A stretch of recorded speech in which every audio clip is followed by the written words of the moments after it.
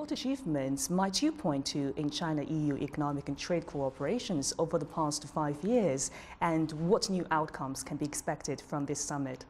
Well, in terms of figures, in terms of trade, trade between the two economies has continued to grow and continue to outpace the global average. So we're doing better. We're doing relatively well in that regard.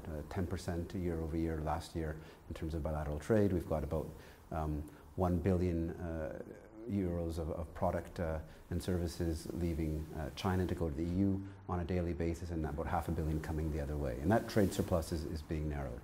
On the investment side, China now invests more in the EU than the EU invests in China. China is catching up. There's agreement on looking at WTO reform, also very, very important for us.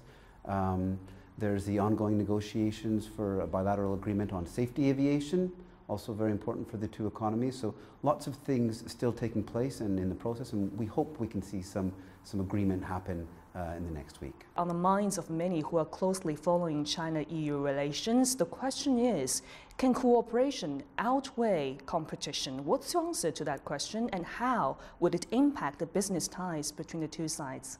Cooperation and competition are not mutually exclusive.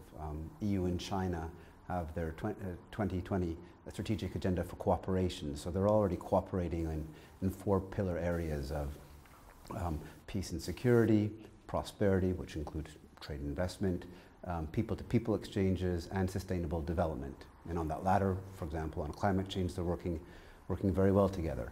Well, in this year's China's government work report, Premier Li Keqiang has pointed out the importance of advancing China-EU talks on an investment treaty. So do you think that China and EU could boost bilateral investment while also supporting multilateralism and building an open world economy? I certainly hope so. I mean, these talks have been going on for 5 years now, and so it's time for them to come to an agreement soon. I think that's what business is expecting. The EU recently announced its intention to try and have an agreement done by 2020. I think that would be very welcome. I think that would be a very good sign to the global community if EU and China could arrange for such an agreement to take place. On the Chinese side, they're increasing their investment in Europe, and I think maintaining and getting protection for that investment would be in China's interest. For the EU, obviously we're still very much interested in market access issues here. So China's made some significant reforms in the last few years, but other areas of opening, such as in the agricultural sector, removing joint venture caps on corn and rice and wheat would be very interesting for European companies.